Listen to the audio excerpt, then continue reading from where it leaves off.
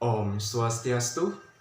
Perkenalkan, nama saya Putra Widyarta dengan NIM 2111011029 dari kelas PAH 2B bersama rekan saya. Om Swastiastu.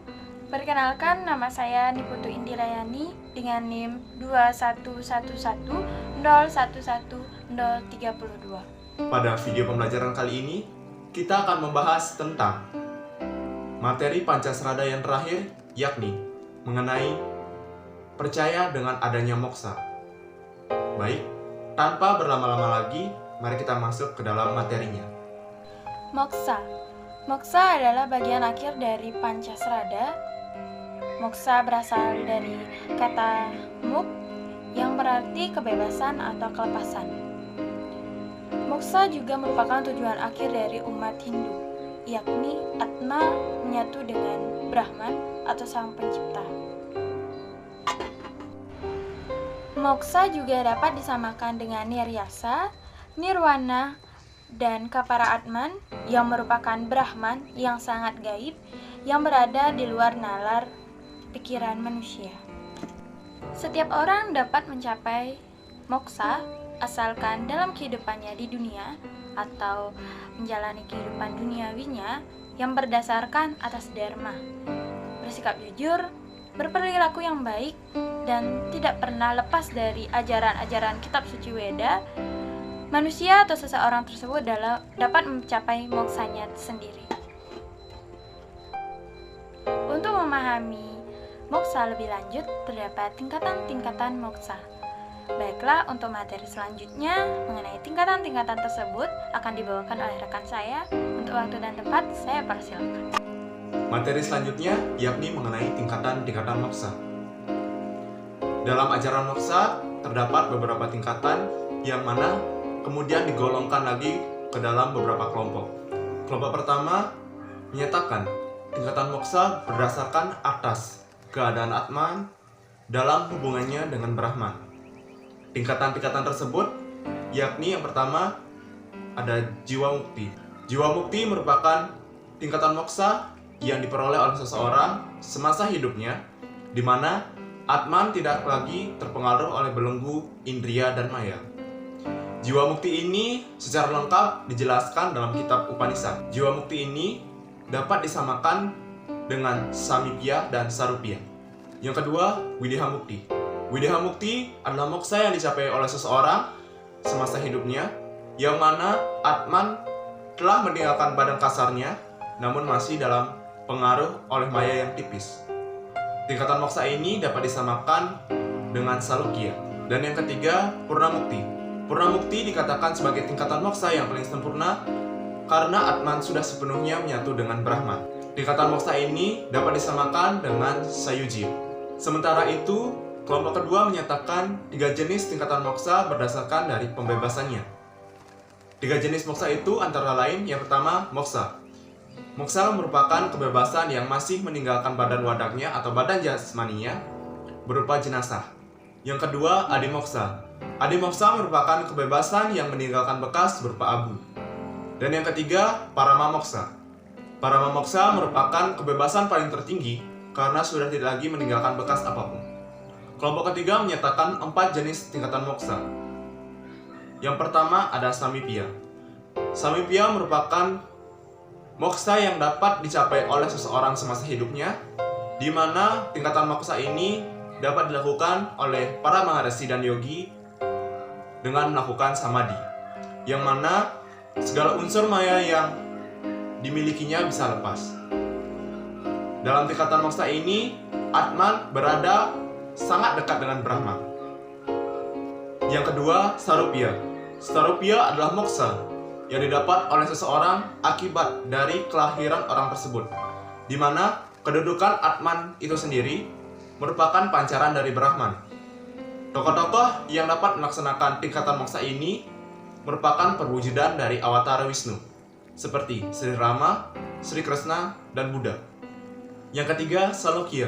Salokya ialah moksa yang dicapai oleh Atman, di mana Atman itu sendiri telah berada pada posisi dan kesadaran yang sama dengan Brahman.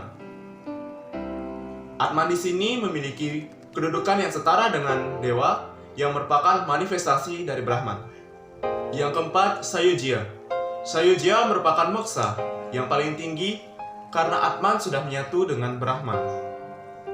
Dan dalam keadaan inilah disebut Brahman Atman Aikya, yang memiliki arti Brahman dan Atman sesungguhnya hanyalah satu atau tunggal.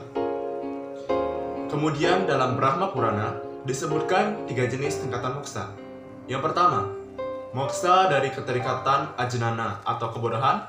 Kemudian keselamatan lepas dari raga samsaya, yaitu hancurnya keterikatan yang sangat mendalam dan melekat. Dan yang ketiga, tresnaksaya, yaitu menghancurkan kehausan akan keduniawian. Materi yang terakhir yakni mengenai jalan menuju moksa. Ada berbagai jalan atau cara yang dapat ditempuh oleh seseorang untuk mencapai moksa.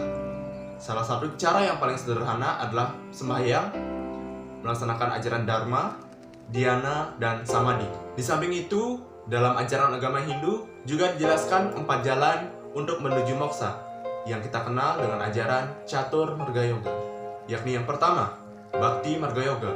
Bhakti Marga Yoga merupakan jalan untuk menghubungkan diri dengan Tuhan dengan jalan sujud bakti dan menyerahkan diri secara total, disertai kasih sayang yang tulus, ikhlas, dan mendalam akan kebesaran dan kemuliaannya. Yang kedua ada Karma Marga Yoga. Karma Marga Yoga adalah jalan untuk menghubungkan diri atau mendekatkan diri dengan Tuhan atau Brahman dengan jalan bekerja tanpa pamrih dan tanpa mengharapkan imbalan.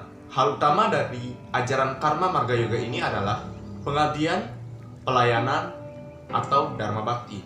Pada hakikatnya, Karma Marga Yoga mempunyai tujuan agar manusia tidak lepas dari tugas-tugasnya. Yang ketiga, Jnana Marga Yoga. Jnana Marga Yoga merupakan jalan untuk menghubungkan diri dengan Tuhan lewat ilmu pengetahuan, khususnya ilmu pengetahuan tentang kebenaran dan pembebasan duniawi. Jalan ilmu pengetahuan hendaknya mencakup 2 macam pengetahuan, yaitu Aparavidya, yaitu pengetahuan biasa dan pengetahuan suci, dan Parawidya, yakni pengetahuan tentang hakikat kebenaran, Atman dan Brahman. Dan yang terakhir, Raja Marga Yoga. Raja Marga Yoga merupakan jalan untuk menghubungkan Atman dengan Brahman lewat pengendalian diri. Hal terpenting dalam ajaran Raja Marga Yoga adalah pemusatan pikiran yang hanya ditujukan kepada Tuhan. Pelaksanaan Raja Marga Yoga dilaksanakan dengan beberapa tahapan, yakni yang pertama yama, kedua niyama, ketiga asana, keempat pranayama, kelima pratyahara, keenam dharana, ketujuh dhyana, dan yang terakhir samadhi. Selanjutnya, di samping menjalankan ajaran Catur Marga Yoga, juga diperlukan dorongan-dorongan untuk dapat menuju moksa. Dorongan-dorongan tersebut antara lain, yang pertama, kebulatan tekad dan pikiran, yang mana pikiran-pikiran liar harus dikendalikan sehingga pikiran tersebut hanya tertuju pada Tuhan. Yang kedua, pembatasan atau pengendalian diri dalam kehidupan sehari-hari, yakni dengan mempertimbangkan segala tindakan yang kita lakukan. Dan yang terakhir, ketenangan dan keseimbangan jiwa. Baiklah, dari pemaparan-pemaparan serta penjelasan-penjelasan materi yang kami bawakan, kami menyimpulkan ada beberapa kesimpulan mengenai materi moksa ini. Kesimpulannya, moksa. Moksa merupakan tujuan akhir dari umat agama Hindu yang merupakan bagian akhir dari Pancasrada. Moksa adalah menyatunya Atma atau roh atau jiwa seseorang dengan Brahman atau Tuhan. Moksa juga memiliki beberapa tingkatan, yakni yang pertama mengenai hubungan Atman dengan Brahman, yang kedua mengenai pembebasannya, yang ketiga mengenai pengeliharaan, dan yang terakhir mengenai kondisi Atma. Dalam upaya pencapaian moksa dibagi menjadi 4 cara, yakni disebut dengan Catur Marga Yoga atau disebut atau yang dapat diartikan juga sebagai 4 jalan menuju moksa. Yang pertama yakni Bhakti Marga Yoga, yang kedua yakni Karma Marga Yoga, yang ketiga Jnana Marga Yoga, dan yang terakhir yaitu Raja Marga Yoga. Sekian video pembelajaran kali ini. Semoga video ini bisa bermanfaat bagi semua orang. Mohon maaf apabila terdapat kekurangan dalam segi penyampaian materi maupun kata-kata. Akhir kata kami ucapkan terima kasih dan kami tutup dengan Param Santi. Om Santi, Santi, Santi, Om.